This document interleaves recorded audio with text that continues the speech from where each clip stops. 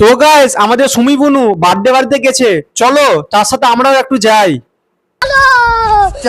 খেতে তো বসে পড়েছি। তো প্রথমেই আমরা পেয়ে গেছি এখানে চিকেন স্যাটে।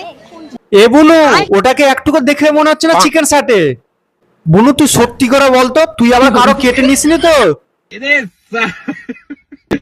বেটি চোদকে লেট করার কোনো দরকার নেই, আজকের দিনটা ফাঁকা ভাই, প্লিজ হৃদয় আজকের দিনটা আমাকে খেতে দাও।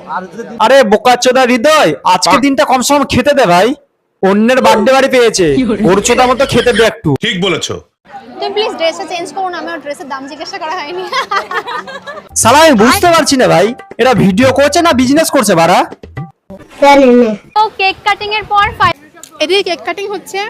শাশুড়ি বৌমা জন্মদিনে চলে এসেছে, খেতে তো আমরা বসে পড়েছি। আমাদের শালা একটা বার্থডে পার্টিতে 21টা ভিডিও করেছে।